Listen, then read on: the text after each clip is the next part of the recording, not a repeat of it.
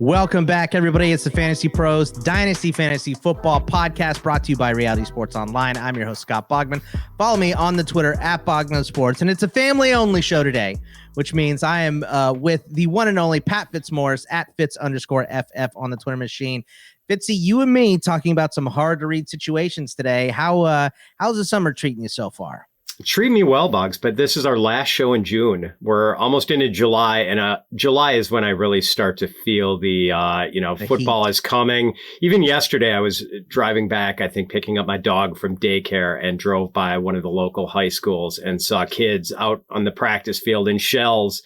It just got, I think that the hairs on my arm stood up a little bit. It's like getting to be that time, man. And I know you got to be in a good mood after a certain member of the Manning family committed to your beloved Texas Longhorns. Our very own Manning. I am super excited about Arch Manning going to Texas because, number one recruit in the nation and all that good stuff. And, he looks to be an awesome quarterback. But also with Arch Manning is coming in, an influx of other recruits, too, that want to play with Arch Manning. So it's great for Texas, and I'm excited to go. I'm going to have to try to pay through my nose to get a ticket to that Alabama game this year, but I'm going to try to do it. So, and I know my buddy said he's got me hooked up for the game in Tuscaloosa next year. So I'm excited, probably watch Texas get beat by 50, but I'm here for it. They lost to Kansas last time I went, so it can't get worse than that, even if they do get drummed by Alabama. So spread on that game is probably going to be, close to 20 points to start. So we'll see. But today on the show, we're going to be talking about hard to read situations, and we're going to do two of these shows. This one is going to be about some of the AFC situations that are tough to read. We got Kansas City wide receivers in here. We got Patriots wideouts. We got Steelers quarterbacks, things like that. So we're going to get to that in just a second. But before we do, I've got to tell you that we've got a giveaway for DeAndre Swift autographed jersey we're doing right now. All you need to do is subscribe to our YouTube channel, youtube.com/fantasypros. Take a screenshot, submit it to fantasypros.com/dynasty contest. That's fantasypros.com/dynasty contest. And you're entered in to win. Do it as soon as possible because this ends at the end of June, and we're coming up on that date immediately. So make sure you get that submitted. And while you're doing that, check out our YouTube. This podcast is also on our YouTube channel, youtube.com/fantasypros, along with all of our other podcasts, quick hitting videos, live streams. Please subscribe if you like our content. It really helps us out. And click the bell to get notified of our latest content so you don't miss any of our podcasts at all. Lots of good stuff. I was on leading off 3 days in a row this week. So covering for our boy Joey P while he's out taking the kids to all the places in, I believe he's in Florida, right? Disney World and Universal and all that good stuff. So filling in for Joey P, trying to live through all of these moments in baseball, all these injuries in baseball. But we're not here to talk about that. We're here to talk about some football. So let's start with the big one here, Pat, in the AFC, and it's the Chiefs wide receiver situation. And, for this, we just kind of want to look at not just this year, right, but beyond this year as well. So, the Chiefs, they lose Tyreek. We talked about this last week. They lose Tyreek. They lose Byron Pringle. They lose DeMarcus Robinson. So that's pretty much 50% of their targets, 50% of their routes run, 50% of their production, and more than 50% of their touchdowns from last year as well. And then, they go out to draft Sky Moore. They sign Juju to a one-year deal. They sign Marquez Valdes-Scantling. We still have McCole Hardman in this situation. We still have Justin Ross, who was a UDFA that a lot of people are high on. He's within the top 10 wide receivers on your board, being an ECR of 120. So when you look at this situation, Fitzy, what do you think? Do you think this is Sky Moore all the way? Is he the long-term solution? Obviously, Kelsey is going to be the leading target getter for this offense. Do you like Juju? I know you've seen a decent amount of MVS. Do you think he could be more successful with Mahomes? What's your read on the Kansas City Chiefs wide receiver situation here?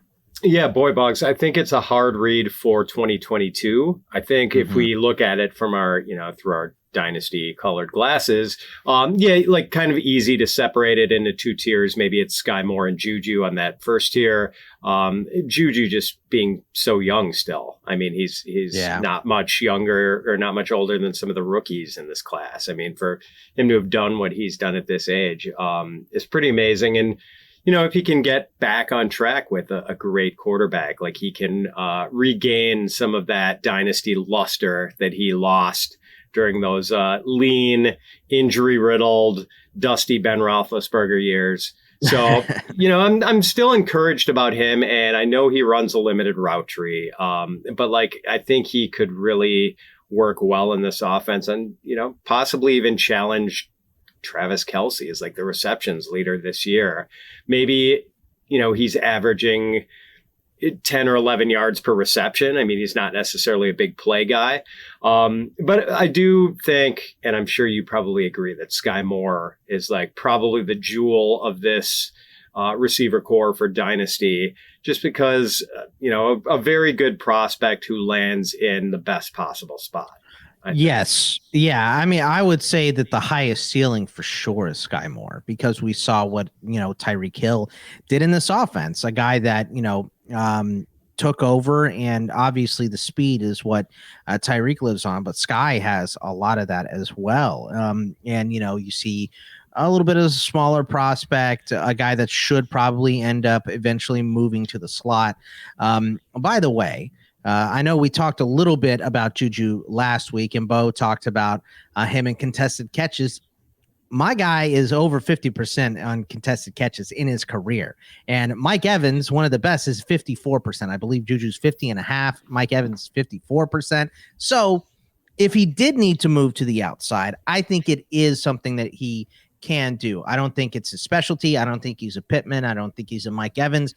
He's not in that neighborhood as far as turn 50-50 balls into 80-20 balls or anything like that, but he can go up and make a contested catch. So I think he can play on the outside here. But Pat, would you say that the leading target getter and leading guy, the leading receiver for this team within 3 years is not on the roster? Would you say, what would be the likelihood of that? The number one target share person for the Chiefs 3 years from now is not on this team right now. Would you agree with that? Yeah, I mean, so Juju's on a 1-year deal, right? So we can't assume by any means that he's still going to be around.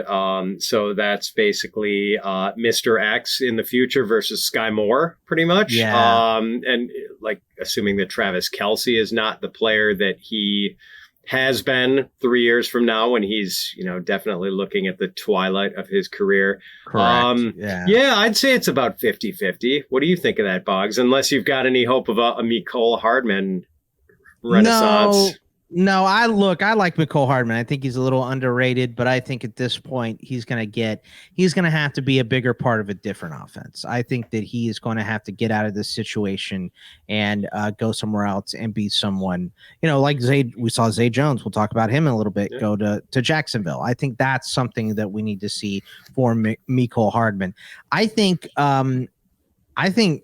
it's Juju or Mr. Outside Hire, like you said. I think that it's one of those two, because I think if Juju has a big year this year for Kansas City, I think they'll give him a lengthy contract, and he'll be the number one. And hopefully we would see him return to what he was with Pittsburgh and Antonio Brown. What about Sky Moore though, Boggs?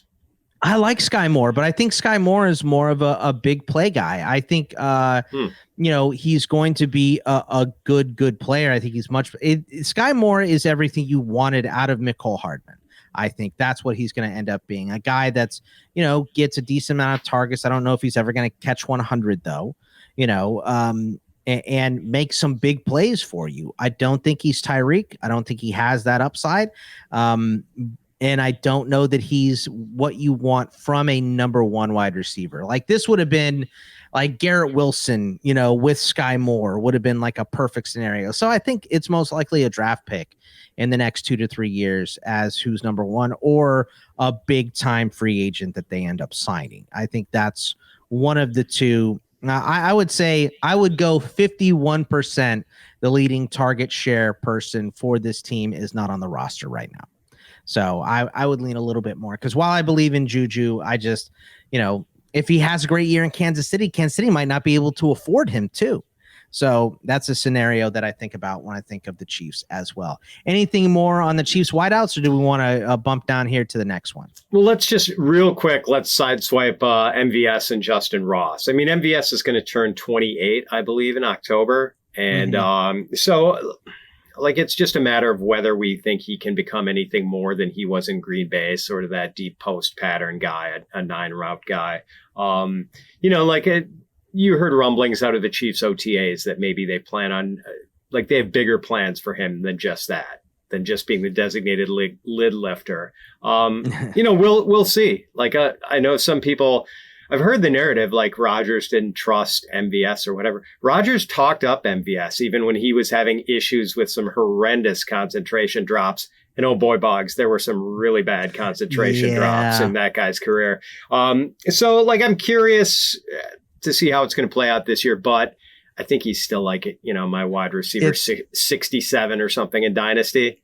Yeah. Those drops too, they make you do. I love when they call this the surrender cobra, because it looks, your arms are all poked out. It looks like a cobra, and you're just, this is you're trying not to cry. That's what I call that, is right there. Is you're trying to be a man. You're trying not to cry when your team just blew a big play. That's the surrender cobra. Yeah, MVS has definitely had some of those drops. I've gotten a lot of questions on Justin Ross too. And I'm with you. I think MVS could be more. It's just going to be hard to win snaps. If Sky Moore looks good, it's going to be hard to win snaps on a, every single play basis. I would pick MVS over Mecole Hardman, but I think Hardman's pretty solid. And a lot of people like Justin Ross. I like Justin Ross a lot. The thing with him is, though, it is an absolute uphill battle for an undrafted free agent to make this roster, because you're not just battling, these guys, Juju and Sky Moore and MVS and Mecole. You're Cornell Powell, they drafted last year. They like him. Josh Gordon is still on this roster. He hasn't, they quit testing for what his issue is. So, it seems like he's going to be okay. Justin Watson was, a rookie from Tampa Bay that has come over. Doris Fountain had some huge preseasons. Omar Bayless was a stud coming out of Arkansas State. Corey Coleman, I liked Aaron Parker and his size coming out of Rhode Island. So it's going to be an uphill battle knowing his injury history for him to make the roster. His talent is spectacular. And if he can make it and stay healthy, I'm very optimistic about what Justin Ross can do, and landing in this scenario is the best, would be the best potential for his future career. But if it's an uphill battle to make this roster. And if he doesn't make the roster, you can go somewhere else. You could be okay. I have a hard time trusting guys that went undrafted, because it's not the talent that made him go undrafted. It's definitely the injury stuff. And that stuff, if no one in the NFL is willing to take even a 7th round flyer on you, they must not trust this injury at all. So when it comes down to making cuts, if he is even close to the other guys that don't have this injury history, I think the other guy's going to win out. What do you think, Pat? I agree. I think, Boggs, that even in a league with 12 teams and 28 or 30-man rosters, that Ross doesn't necessarily have to be rostered in a league like that. But if he does make the final 53, then I think he should be rostered somewhere. At that point, maybe it's time to dive in with a fab bid. Yeah. And look, if you have deep rosters, a lot of IDP leagues have those extra IDP spots that almost nobody uses for IDPs. They take flyers on the offensive players and pick up the IDPs later and stuff like that. Justin Ross is a fine, taking a flyer on a good offense is good. Jerry Neely, Justin Ross, these guys that ended up in Kansas City, they're good flyers to take for sure, because if you end up with a role in this offense, it's going to be a solid role. But it's just tough for those guys to make the roster. I hope Justin Ross makes me regret this. I would love to be wrong on him because the dude is unbelievably talented. Let's go down to the next scenario here, and it is Miami Dolphins running backs, which is, you thought the Kansas City Chiefs wide receiver situation was convoluted here. This running back situation, Miami, is gross. We have Chase Edmonds, who is coming in at ECR 33, Sony Michel coming in at ECR 53, Raheem Mostert at 59, Myles Gaskin at 67, Salvin Ahmed, who had some carries last year, is 106, and they have Dokes and Zakondre White to round out the possibility of running backs on this team.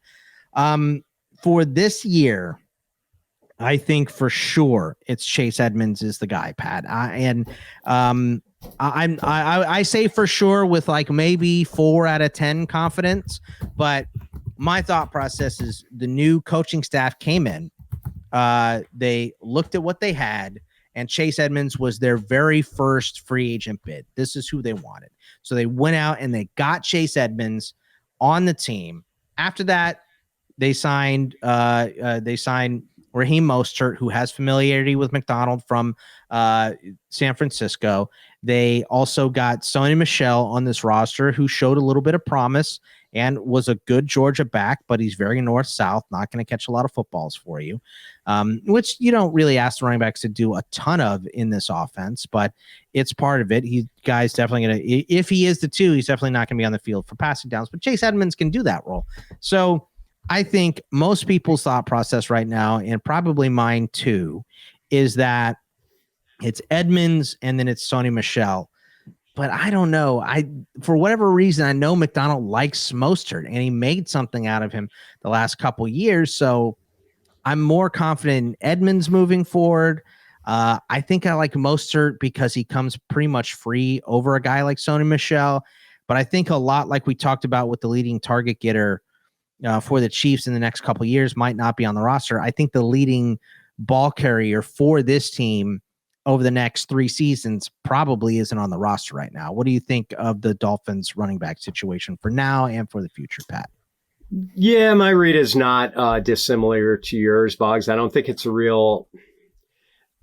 Maybe the one point of disagreement is that I'm not as certain as you are about the Chase Edmonds, like him having the lead role here. Like, I think that's certainly the guy I would be putting my money on. But and like I felt it was going to be him with Mostert in this complimentary role, and was feeling pretty good about Chase Edmonds until they signed Sony Michel. I mean, that was the one that just already having Gaskin and Ahmed on board. Like someone's not going to make the team. Maybe it's Gaskin, a guy who we were excited about just a year ago, and then the Dolphins kind of yo-yoed him. In and out of prominence last year. It just seemed like their commitment to him was very tepid. So I guess, there's no reason to have any great interest in him in Dynasty anymore. And Ahmed probably would have popped by now if we were going to see anything from him. Maybe utility is like, if he can find a later career JD McKissick type role. But the guy, Edmonds is a hard read because he's been in the league 4 years. He's teased. We haven't really gotten sustained stretches of like difference-making fantasy production. And now he's not a guy that can carry the load either. He's not going to be a James Conner type, Najee type. He's not that guy. So, but you don't run backs like that in San Francisco, in the San Francisco Shanahan style offense. You have to have 2 backs, which is why, Elijah Mitchell, who I think he played 15 games of 17 last year, but he was banged up for probably 50% of them. That's why a guy like Edmonds, I just don't know how much he can last in a run first offense like this, which is why a lot of people are in on Michel or they're in on Gaskin because or Mostert, because they think we've seen these guys actually do that type of role where they are the north-south heavy hitter 20 carry guys. And you mentioned Boggs McDaniel being a disciple of Kyle Shanahan, and we saw in the San Francisco offense, running backs not being very impactful as pass catchers. And that's supposed to be one of the draws of Chase Edmonds, that he's good as a pass catcher what if we do not see Miami's backs catching many passes, especially when there's so much firepower at wide receiver, and when it's very likely we're going to see Jalen Waddle used in this short area role, probably getting a lot of targets inside 7-8 yards of the line of scrimmage. Yeah. I mean, it's gonna be interesting, but I mean, this is a team that we just constantly see mocked for a running back every single draft season. This team is they were mocked for Najee. They were mocked for a bunch of guys this year. So I think next year it's gonna be the same deal. They're gonna get mocked to have another running back because this situation is gonna be weird. So before we jump to the next one, I got to tell you guys about Reality Sports Online. By now, most of you have probably heard of Reality Sports Online, the powerful fantasy sports platform where owners get to build and manage their fantasy team like an NFL general manager. But the question is, have you tried it? It's time to go and see what all the buzz in the dynasty community is about. Free agency, multi-year contracts, rookie drafts, multi-team trades, franchise tags, contract extensions, first-round rookie options, automated contract and salary cap functionality, and much, much more. Think it sounds complicated? It is not. The best thing about Reality Sports Online Fantasy Front Office is that it doesn't require any more time than a standard league. It just requires more strategy. Think you're among the fantasy elite? Well, this is a platform to test your mettle. Still not sure? You can test out your general manager skills for free, FREE, in a mock free agency auction. If you like what you see, use the promo code FantasyPros to receive a 10% discount on your team or league today. Fantasy just got real at realitysportsonline.com. The next scenario here, Pat, is near and dear to my heart. It's a Steelers quarterback scenario. We got Kenny Pickett, who comes at an ECR of 21, Mitchell Trubisky at 35, and Mason Rudolph is, a straggler here. I don't see it happening, but they say open competition for this spot, all that stuff. But all the news that we hear right now, and it's funny because Debro and I were talking about this on my stages from Discord last night, that all the talk right now is, well, it's just a formality. Mitch Trubisky is the quarterback for this team. It's not close. He's running circles around everyone else, and blah, blah, blah, blah, blah. You hear all that stuff, in June, which is fine. But Kenny Pickett is going to have another month to learn the playbook, to learn the system, to learn the cadence and all the calls and all that good stuff before we hit camp, actual real training camp. And the situation starts to get, a little bit closer. And I think you hear a lot of this Trubisky is the guy stuff from Pittsburgh. So when Pickett looks good and plays well in the preseason, they go, well, look, we thought it was going to be Trubisky because he's really good, but Pickett just looks so much better during this stretch. We have to give it to him because teams want their first round quarterbacks, especially when you're looking for a new quarterback and you don't have one on the roster.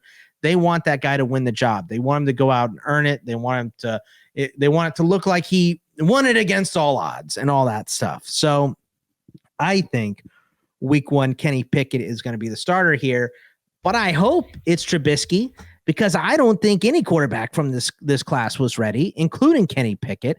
You mentioned it before when we were talking about the draft stuff leading up here, Fitzy, that Pickett is that guy that took the big leap in his final season, which historically hasn't been a good marker for QBs coming into the league. So I would like him to sit for a year and learn behind Trubisky. But I think, Jerry Glanville a long time ago taught us the NFL stands for not for long. And if you don't get on the field quick, there's a chance you don't get on the field at all. So I think it is going to be Pickett. What do you think about the Steelers QB situation? Bugs, I'm not closed off to the possibility that Trubisky easily holds off Pickett in the training camp battle. Okay. Like that. Totally within the realm of possibility. What would you say is the percentage chance that Trubisky is so terrific this season, so good, so undeniably competent as the Pittsburgh quarterback that at no point are the Yinzers in Pittsburgh bellowing for a QB change over their Primani Brothers sandwiches? To me, maybe. Yeah. To me, that's rosy. I'm saying 6. Yeah. I mean, I think like we've seen Trubisky before, and yes, even if Matt Nagy is a guy who sort of held back his quarterbacks, doesn't show up to QB meetings. Like, what are you doing? That was my big Nagy. What are you? If you're not showing up to the meeting with the quarterback of the team, what are you doing? Like, what is your other responsibility that you're taking care of at that point when you're not meeting with your QB? That's my question. That's And I mean, maybe we do need to give Trubisky a pass since Nagy did completely show no interest in cultivating any sort of relationship with the guy who was supposedly his franchise quarterback or going to be his franchise quarterback. So I'm willing to give Trubisky a little bit of leeway in that. I don't think any dynasty managers are looking at him as some sort of, panacea, some sort of solution to their quarterback 2 spot in super flex leagues. But, maybe he can be a guy, though, who they can trot out this year, at least early, maybe in good matchups. And you hold off on some of the more daunting matchups. I don't think he's like matchup proof by any stretch. But, Mitch does run. He does have some good pass catching weaponry. So I'm interested for sure. But, yeah, like what do you see as Pickett's dynasty value? Like, I mean, we kind of talked about this and how, I mean, he's just such a unique prospect with very little putting him on the radar as like a first round quarterback until his 5th year senior season.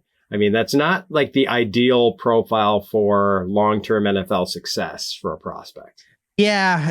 I mean, that is a concern, but I think I have him at 22. In my ECR for Dynasty, and I have him behind Derek Carr. I think he fits in this Carr, Cousins, maybe Mac Jones-ish type of a window. I think he's got a little more running upside than Carr, Cousins, or Mac. We obviously saw him hit him with the fake slide last year, which has now been, they made the Kenny Pickett rule where you can't fake a slide and then keep running and all that stuff. So he's got a little bit of mobility, but I think the mobility that he has is more to avoid tacklers. It's not to make huge run plays down the field, at least not at the NFL level. It's to, scramble and get out of a tough spot, which he is going to need to be able to do that with this current state of the Pittsburgh Steelers offensive line. They made improvements on the interior, but the tackles still, Dan Moore was a 4th round rookie last season and is a starting left tackle. Chuks Okorafor, not great at right tackle, comes back and is being given the starting job again. So, it's difficult to know, but I would put him, like where we have Derek Carr. And we talked about Derek Carr as a guy last week who is he going to make that leap into a QB1 territory? I don't know. I don't think he is. So can he? Sure, he can. But, easier said than done, of course. And I think that's kind of, best case scenario for Pickett is probably a high end QB2. Do you see him any higher than that? Or are you lower than that even on his career outlook? That's about it, Boggs. I've got him at quarterback 22. For my dynasty ranking, and it just wore the same outfit. We got the same Kenny Pickett ranking today. Exactly. Yeah, we're simpatico. Yeah. So limited ceiling, but I do think Pickett is already a fully formed quarterback. I think he could step in. When he does step in, I think he's going to be ready for it. And you're not going to see him just, completely overwhelmed by NFL defenses. I think he's a little more prepared for to be a week-to-week NFL starter than maybe most prospects. I just don't think he has another gear, whereas most prospects do. I mean, Malik Willis might be a train wreck the first time he takes the field in the NFL, but boy, I mean, he could if got Lamar upside. Yeah. Yep. The top end of his range of outcomes is so much higher than Kenny Pickett's. Yeah, I agree with that. And that's why I wanted Malik, honestly, I was excited to let Trubisky try for a year and not have anyone push him. If you take Malik is clearly not ready. So that's why I wanted the Steelers to take Malik, but obviously ended up taking Pickett. And there you have it. And no hope for Mason Rudolph at all, especially after, I don't know if you saw, this might be just a Steelers thing, but They asked him about, mentoring Kenny Pickett or whatever. And he said, well, I expect to give him a better greeting than I got when I was here. Like just throwing Roethlisberger right under the bus. And then Duck Hodges tweeted out a pic of Roethlisberger on the sideline celebrating when Duck Hodges was out there winning. And it's like, maybe Ben isn't the problem in this scenario, Mason. Maybe he's not. So I'm not the biggest Mason Rudolph fan if you guys haven't parsed that out. The next scenario we have is Denver wide receivers. And this one is interesting, Fitz, because I think it's like, it's kind of, this is in layers, this wide receiver situation for the Broncos, because who's going to be better between Jeudy and Sutton is a big question. And then who is the three between Patrick and Hamler? Travis Fulgham has had some success. They drafted Seth Williams last year, obviously a new coaching staff, and there's a lot of rookies. They drafted Montreal Washington, which was interesting. They signed Jalen Virgil. Trey Quinn is on this roster. So they have some good options here, but really I think the first question here is, who do you have between Jeudy and Sutton as the number one wideout on this team? Are you more of a Jeudy guy now that he's finally got a quarterback? Or are you more of a Sutton guy because Sutton has done it before with some rough QB play? Who do you like better between Jeudy and Sutton to start in this scenario, Pat? I guess I'm team Jeudy, Boggs, and this runs counter to maybe some of the reports we've gotten from some of the Denver insiders who seem to think like Sutton is going to be Wilson's guy. I'm a little wary of those types of reports based on, June OTAs. Anything that comes out in the middle of the summer has to be taken with a grain of salt too, because these guys are trying to get clicks, so, it's not their fault. That's the way the world works. They're trying to get clicks. So have a nice little headline like, could Sutton be the number one? Things like that. Get people to we do the same thing with our titles. We're trying to get people to listen and watch. So, but it's just, you got to take everything with a grain of salt. That's all. You do. And like the comp to DK Metcalf is too easy just because Sutton is a big bodied contested catch guy. But, we've also seen Doug Baldwin and Tyler Lockett thrive with Russell Wilson. And so I don't think there's like a body type we should be looking for here.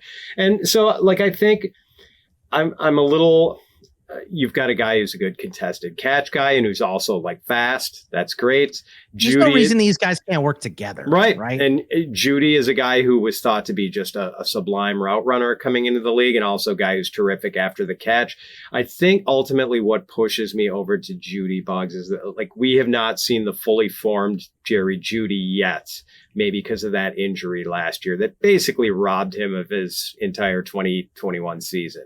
It cost him 6-7 games at the top of the season. Then I don't think he was 100%. A nasty ankle sprain. Yeah. Yeah. I mean, it looked like an ACL at the time when it happened, but here's the thing, Boggs, that why I'm not really on Sutton. Like Sutton had that great period where Jeudy was hurt, where he looked like this alpha guy and was getting 9-10 targets a game and tons of air yards and putting up big fantasy numbers. And then Jeudy came back and Sutton's target share disintegrated, absolutely disintegrated, like four targets a game the rest of the year. And it wasn't because Jeudy was blowing up, but Sutton just kind of like he was lost in the shuffle. And yes, it was different. It was Teddy Bridgewater and Drew Lock, and things are going to be different with Russ. Yes, obviously both of these guys more attractive with a competent quarterback, but I just have a hard time there's just so much enthusiasm for Courtland Sutton right now, and I'm not there with the Sutton stands. It's funny because I feel like I'm a Sutton stan because I liked him coming out of SMU, and my whole thing with him was he went into SMU as a safety, right? And he played wide receiver the last 2 seasons he was at SMU, and he got better each year. And I was like, this guy is still learning this position. And he's getting better. And he had some huge seasons in Denver before, obviously, that game I was watching it because they were playing against the Steelers, blowing out his ACL and missing the whole 2020 season and all that stuff. Coming back last year, then he had rough QB play with Locke and Bridgewater. So I feel like I'm in on him. But for my dynasty ranks, I have Jeudy ahead of him because Judy's 4 years younger than him. Born in 99, Sutton's in 95, baby. Jeudy has more meat on the bone and just in terms of physically. even though he was banged up last year. But I'm lower than consensus on both these guys. So while I do like them both, I have Jeudy ahead of Sutton, even though I feel like a Sutton guy because I've defended him for so long. I'm lower than most rankers on both of these guys. So, I think this team is still going to run the ball a lot with Javonte and Melvin Gordon. And you have other good targets that we just mentioned. KJ Hamler is a great deep threat. I think he's going to have a couple big plays, at least from Russell Wilson this year. And Tim Patrick won't go away. Like, Tim Patrick is just a good wideout. He is a good steady Eddie, like what you want of a starting wide receiver. He is the minimum.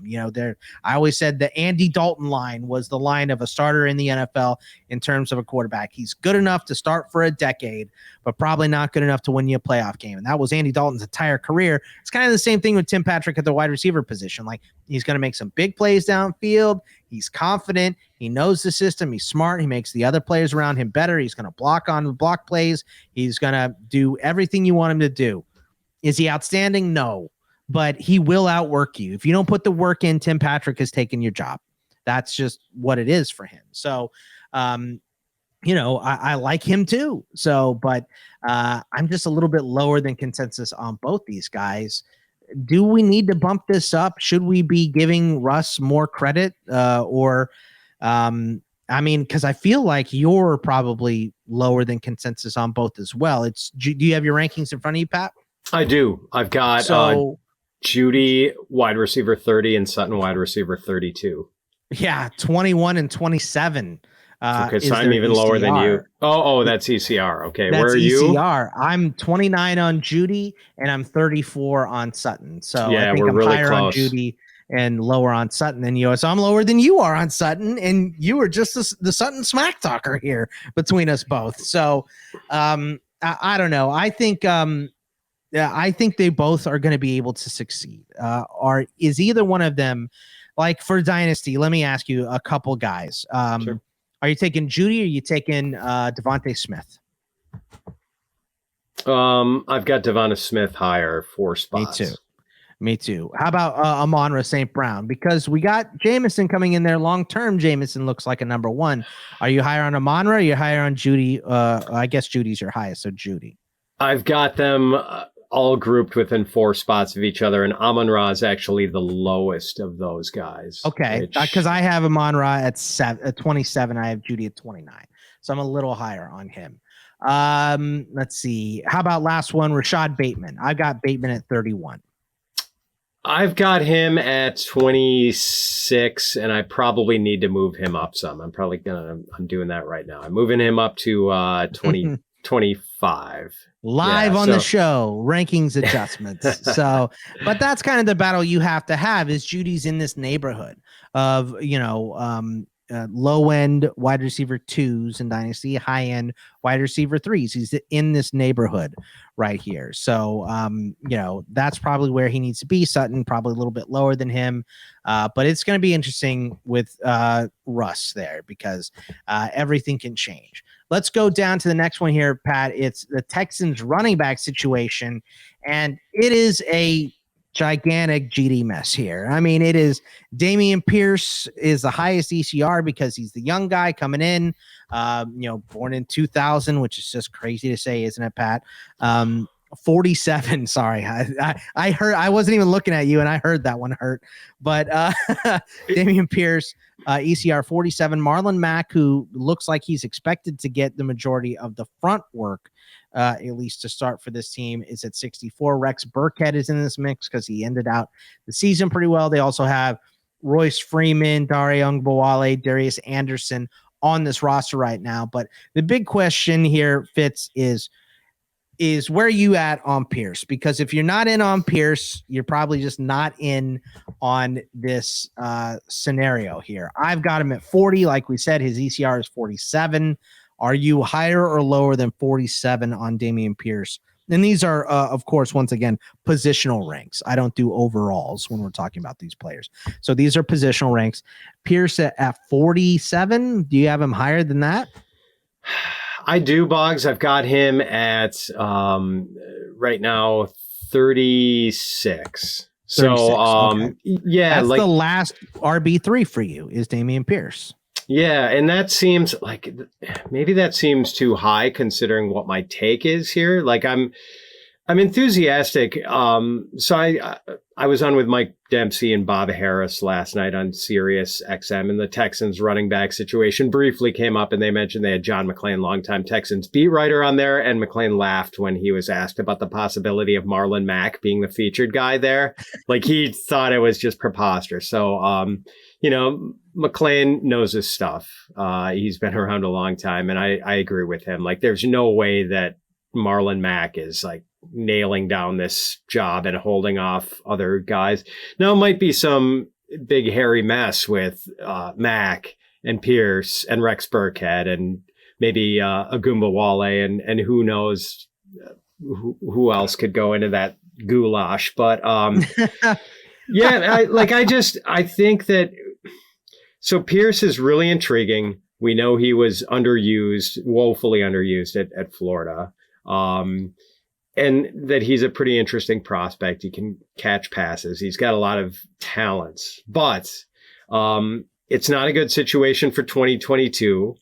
Like I'm kind of amazed how high Pierce was going. Like he was going almost a full round ahead of guys like Zamir White and Brian Robinson, who I think both of us liked more pre-draft. I've got Robinson ahead of him. I think only by one spot though.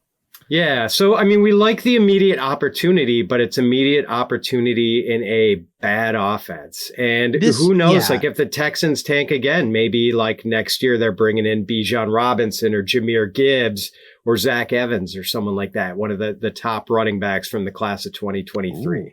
I love this name dropping here, Fitzy. I love it for next year's draft class. Yeah, I'm with you. I think, we talked about the possibility of a couple of these scenarios of 3 years from now, maybe even, 2 years from now, is the leading ball carrier on this Texans roster right now. And my answer would probably be no, because I do like Dameon Pierce. I like him more than Marlon Mack. I think he's more explosive. Mack is he's a nice table setter, north-south, grind it out 3 yards and a cloud of dust back. He's going to do what you need to do if the things are blocked for him. He's not going to create.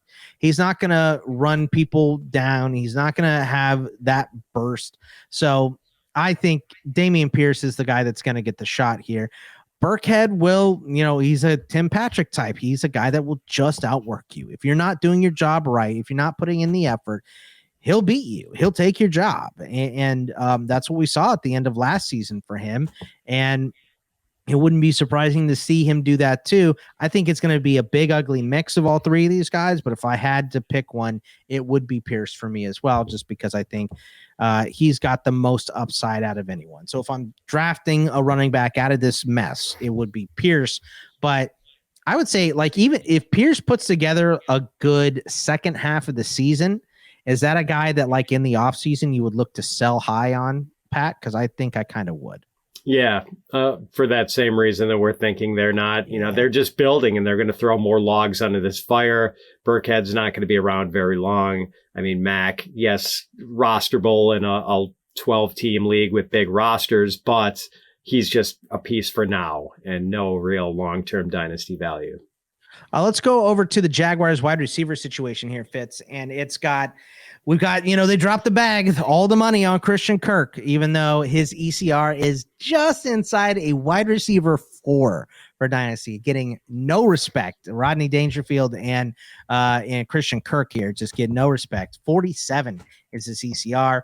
The number 2 ECR ranked player on this roster, it's hilarious to me because they don't seem to like him, but LaVisca is 2 in terms of ECR. And Zay Jones, who they signed, isn't even 3. That's Marvin Jones, who is closer to our age than some of these other guys, which is not good for him. He's ECR 83, and then Zay Jones all the way down here at 128.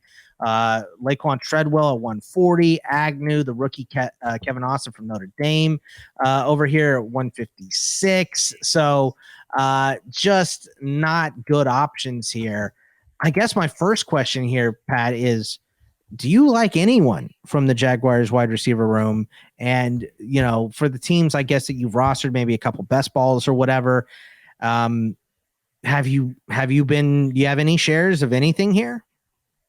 I do have Christian Kirk on my main dynasty team, my home dynasty team. And I don't know that I'm wildly excited about the move for him, even though he's, probably clearly the wide receiver one in Jacksonville, but I don't know if it boosts his value. I don't know. Maybe he gets volume. Maybe he gets that first 1,000-yard season of his career.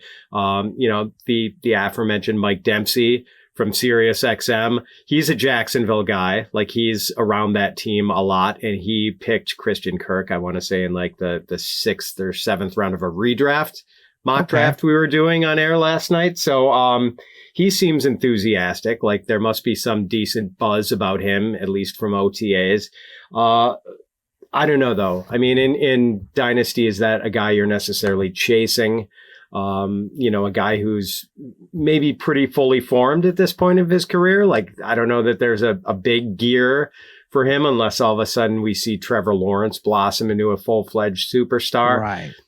And so I don't know. I'm kind of anxious to hear what you think of him, Boggs. And I'm also kind of curious about whether you've given up on Viska. And I was a big Viska fan coming out of Colorado, man. His sophomore season just knocked my socks off.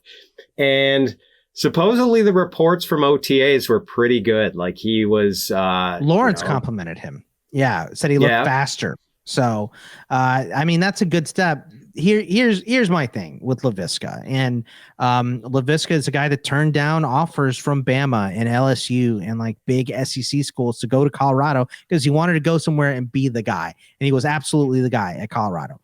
He had issues staying on the field. He had ankle issues, I think, all throughout his collegiate career. So that was a little bit of something. But this is a guy that you get him down, and I can't believe we haven't seen this. And this just goes to show the, lack of innovation that from Urban Meyer and his staff last year. Like, Laviska is a guy that took quarterback snaps at the goal line for Colorado and ran touchdowns in. Why not put him and James Robinson back there? Why not put him and Travis Etienne back there? Why not have them both sidecar next to Trevor Lawrence? Because Trevor Lawrence can run too. Just have a little bit of trickery, some disguising, anything in this offense that I guess, get the basic things right first, right? But you're trying to score and you keep getting stonewalled running James Robinson up the gut. It's just lame duck coach. That's how we know that. The reason I'm low on Laviska, I got him at 84 in my ECR, is because the Jacksonville coaching staff right now doesn't seem to like him. Doug Peterson talked about him as a guy that they are interested in seeing him return kicks and punts, which doesn't sound like what you want, for even a slot guy on this team. I mean, Kirk probably going to get most of the slot snaps. So we're putting Zay Jones on the outside with Marvin Jones. I mean, Marvin Jones is a slot guy too. So I kind of don't know what they want to do here. Yeah, both just looking at this, 22% of Kirk's snaps last year were wide. Only 40% were wide for Marvin Jones. So they're both slot guys. 77.8% last year for Kirk, 57.8 for Jones. So, are we doing a lot of 4 wide sets here, or a lot of trips in Jacksonville? I don't know who's winning that job, because Laviska could be that guy too. He could be an outside guy. He can just do so much. I do like his talent, but I think we talked about a couple of these other guys. This is a guy that's going to have to do it on a different team. It's probably not going to be with Jacksonville. So hopefully he gets moved. We heard he might get traded during the draft, and that didn't happen. So maybe there is a little hope for him, but I don't know. I'm not really interested in Kirk. I have Kirk, Laviska, and Marvin Jones all below. And actually, I think I was mixing up Laviska and Kirk because I forgot Laviska is the number 2 ECR here guy. So I guess Marvin did take most. Yeah, Marvin took most of the snaps, 70.9% out wide. So Laviska was the other slot guy. So Laviska and Kirk, the guy they just paid the money to is getting the job, the slot role there. So I don't know. This is a big messy situation. And once again, the leading wide receiver for this team in the next couple of years is not on the roster yet. I'll just say that. They're going to be drafting, when you're a team that's this bad, you build from the inside out. They took Trayvon Walker this year. They took Trevor Lawrence 1 overall last year. Let's see who they're going to take number 1 overall in 2023, right? So this team is going to be bad again. And I think they paid a lot of money to not get an answer. So I'm just not going to be involved in this scenario a lot at all. So that's kind of where I'm at in Jacksonville. Yeah, with you. Don't really have to go into Marvin Jones, who's in the twilight of his career, and Zay Jones, like roster filler. Probably a guy who's not even rostered in a lot of dynasty leagues. And Zay Jones is the only guy that I'm higher than ECR on because they paid him some money, so he's obviously going to play. They did. Even Laquan Treadwell showed a pulse last year, which further adding to the intrigue here. But it really comes down to how people feel about Christian Kirk and Visca.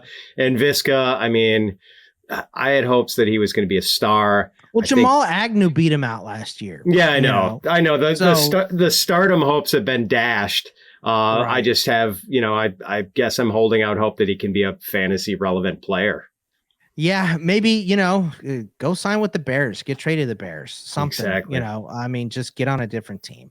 Let's talk about the Patriots because we got two Patriots scenarios here. The first one is running backs fits. Damian Harris had a great year. His ECR is 31. He had over 200 carries. He scored 15 touchdowns. He was pretty good, but Andre Stevenson is right nipping on his heels with an ECR of 36. Also had 133 rushes. They both averaged 4.6 yards per rush. They both, I would say Ramondre, just if you're looking at PFF grade, had a little more elusive. He forced, I think, only 7 fewer missed tackles than Damian Harris on 70, almost 70 fewer carries. So I would say that Ramondre Stevenson probably the better overall back. Stevenson has historically, between Oklahoma and last season, had issues staying on the field. Only played 12 games last year. I just think Damian Harris is your north-south runner here, but they drafted Pierre Strong. They drafted Kevin Harris. James White is still on the roster for now, although I think James White is a guy that's going to end up getting cut because his hip injury seems like it might be career-ending for him. They like J.J. Taylor as a special teams guy, but I think I'm team Damian Harris pretty staunchly over Ramondre Stevenson. This is another thing I talked about with Debro yesterday, and he is team Stevenson over Damian Harris. How do you see this whole Patriots running back scenario playing out? Because it is clear as mud. You swerved me for a sec, Boggs. I thought you were leaning towards being team Stevenson, and then you said you're. I can't be team Oklahoma. I can't do it. So, so yeah, I don't mean to sound like a Damian Harris hater. I think he's a good north-south guy, like you said. Like if we were still playing standard scoring fantasy football in most leagues, I would be a little bit higher on Damian Harris. But in the PPR era, I just don't know if there's a great deal of upside with Harris. We know the touchdown total is crashing back to earth. We just know it. It was like 15 last year. There's 15 last year. That's crazy. Yeah, that's not happening again. And, what are we left with? A guy who does not have like featured back touch volume. A guy who is trying to hold off a really intriguing big dude with nifty feet who catches passes. Like Ramondre got doghoused last year after coughing up a fumble in one of his very first carry. Maybe it was his very first carry. I think it was his very first carry. Yeah. So then he's got a couple of healthy scratches after that. Didn't really get going until I think like maybe 6 or 7 games in. But then over his last 11 games, we saw him carry I don't know if it was carries or touches, but I think it was 132. I think that might just be carries. And like, that's a lot for a rookie in a Bill Belichick offense. He had 2 20 carry games last year against Cleveland when they won this game going away. So 45-7. He had 20 for 100 yards. And then against Buffalo, that was that real nasty weather game where remember, Damian Harris ran for the long touchdown in that game. He had 24 rushes for 78 yards. But that was like just we're going to run him into the teeth. And then in the blowout of Jacksonville, 50-10, he had 19 carries and 2 scores in that game. So 2 of these big production games were blowouts, and another one was nasty weather. So just to temper your Stevenson love a little bit there, looking at the game log. So sure, but it was 132 carries in his last 11 games after getting 1 carry, losing 1 fumble in his first 4 games. So after that, like, he came on. I'm definitely Team Ramondre here. I think I've got him a little bit ahead of Damian in my dynasty rankings, just because I think there's a little more pass catching upside. How do you feel about Strong and Harris? And I agree with you on James White, by the way. Like, I don't think we see James White reprise his role as like the undisputed pass catching back for New England this year. Like you said, it could be that his career is at a crossroads. And if so, it's been a really it's great, been an outstanding career. Yeah. Like he is never going to have to buy a drink in the city of Boston, like, for the rest of his life. Again. So glad to see my guy from the University of Wisconsin made good and had himself a really nice career and is going to be etched in NFL history for his Super Bowl exploits. Yeah, absolutely. I mean, James White for sure, a stud for a long time. Probably just, his career's probably done because of his hip injury, and they all got to hang him up at some point. So great career for him. I'm interested in Pierre Strong, and Debro. We talked a little bit last night about this situation too. He likes Pierre Strong because he is more of a zone runner. Last year ran more zone than gap, 144 zone runs to 95 gap runs last year, and the guy can catch too. He had 22 catches last season. 22 catches in college is a big number in college. He also ran 267 routes last year, 120 for Damian Harris, 94 routes run for Ramondre Stevenson last year. So Pierre Strong definitely going to be a guy that can make an impact for sure in the receiving game. And I think that's going to be his initial role, but also just a breakaway yards getter, a shot to take it the distance. Anytime you get the ball in his hands and give him a little bit of space. Same thing with Tyquan Thornton, who they also got. So I think the Patriots really, you have your grinders. I feel like Harris and Stevenson, some type of combo, are going to be your grinding backs. I would just say that I think Damian Harris is a guy that's going to be falling into the end zone. I think he's, going to have 8 or 9. I don't think he's going to have 15 again. That's a ridiculous number. But I think he's a guy that's going to lead the team in rushing touchdowns for sure and have 8 or 9 of them. So I like him. That makes Stevenson a little bit wonky because I think that Harris is the goal line back for sure. He had that role last year. I don't know why they would look to change it. But I think Pierre Strong is the guy that gets the boost here. And, his ECR is 76. I think he's coming at a value and he can pop off. I'm not into Kevin Harris that much. I mean, just, there have been better South Carolina backs. He's okay. The offense was bad in South Carolina. I understand that. I had to play against some tough SEC defenses. So maybe he's better than I'm giving him credit for. I just don't see a lot of meat there. I think, he's a lot of what Harris and Stevenson are, and he's not as good as them. JJ Taylor's a special teamer. I think he stays on the roster because he's a special teamer. So I'm just not that excited about Kevin Harris, even though I know our guy Waldman liked Kevin Harris. I'm just not in. So not in this team. I'm very much agnostic on Pierre Strong and Kevin Harris. Didn't watch a lot of South Carolina Gamecocks football. Didn't watch a lot of South Dakota State Jackrabbits football. Come on. I've seen highlights and that's about it. And everyone looks good in their highlight reel. I'm going to have to hold judgment until preseason on what I think of these guys. Let's go down to the wide receivers for the Patriots because Jacoby Myers, ECR 59. Devontae Parker got traded there. ECR 66. Kendrick Bourne is in this mess too. ECR of 85. they drafted Tyquan Thornton. They have N'Keal Harry still somehow on this roster. Nelson Aguilar, they signed last year too to be a deep play guy that didn't work out. They have LJ Humphrey coming in. They have three number 3 wide receivers vying for the 3 spots on this team. It seems like. I'm not really excited about anyone. Are you excited about any of these wideouts? No, Jacoby Myers, I think he's a good player, but he does not make a lot of big plays and doesn't score a lot of touchdowns. So there's just limited. It's like empty PPR calories there. Devontae Parker, I think maybe we could see an 800-yard 2022 season out of him, but what's the upside there? He flashed a little bit of superstar potential at the Dolphins, but I don't know if he's ever going to realize that. I think everyone agrees that Tyquan Thornton was sort of an overdrafted prospect based on speed. Maybe we get that wrong, but then again, maybe not. And he's the why am I forgetting the guy that in the Colts drafted Boggs, who Alec Pierce? No, the guy who a few years ago who ran the 4.2 40 at the combine. I think he's on the Seahawks now. All right. Doris Fountain? I'm not sure.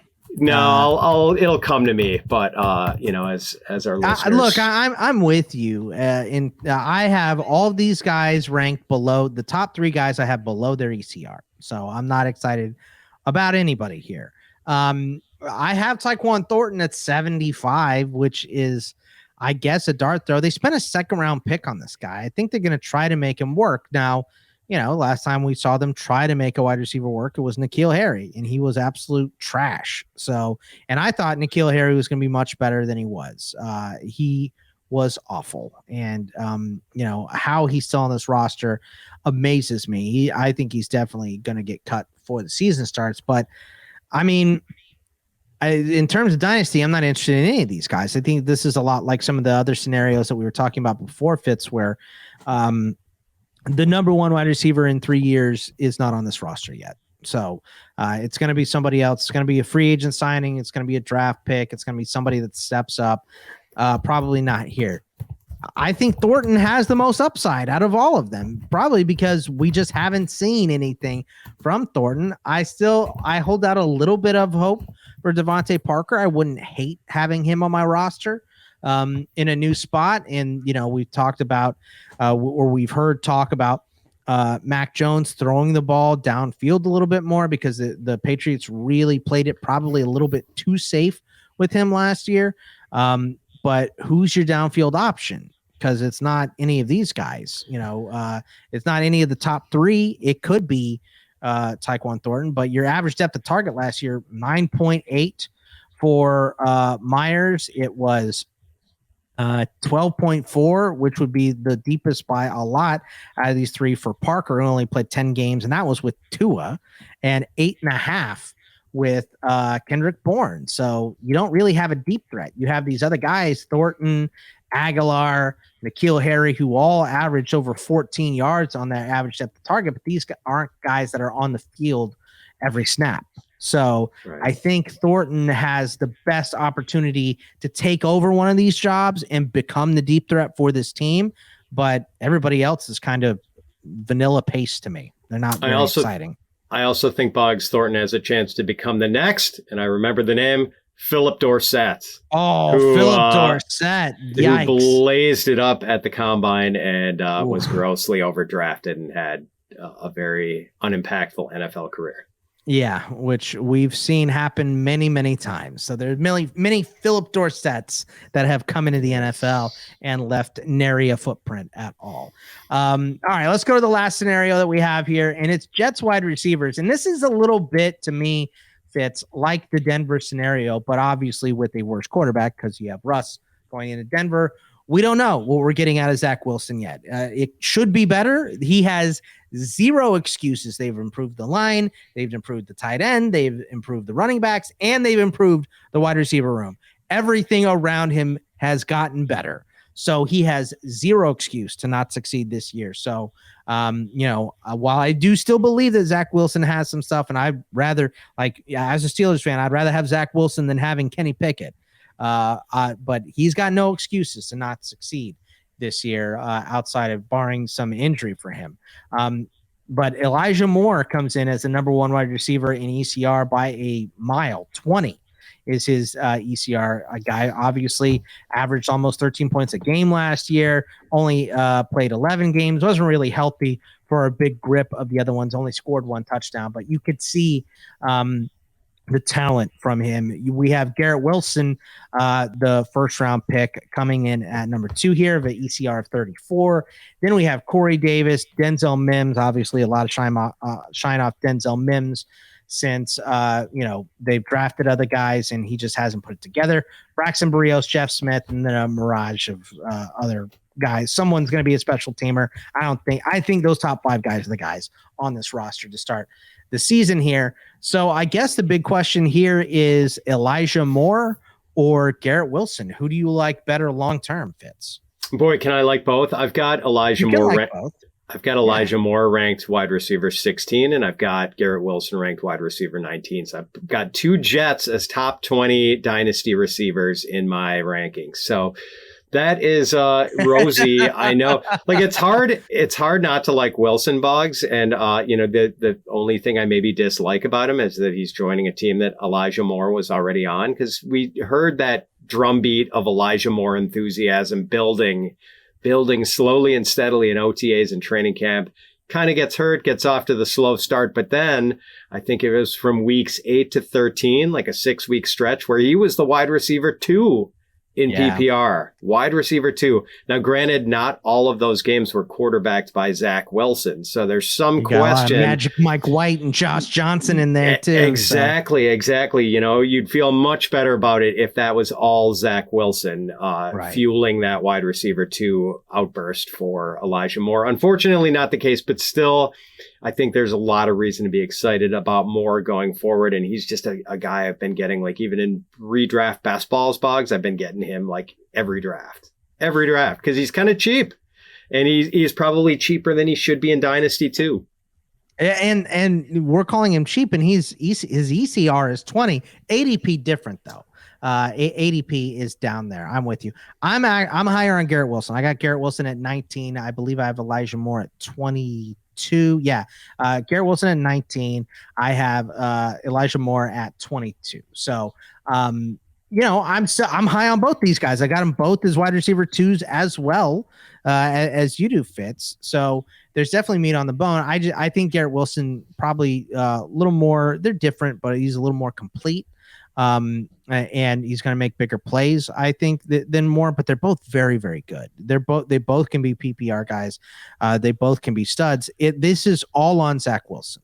All of it is on Zach Wilson. Yes. Corey Davis has completely disappointed us. I'm out on Corey Davis really moving forward. And I know there's a little bit of hope on him. I do believe I have him below where he's at on ECR. Actually, I guess not. I got him his ECR actually have him right at 61.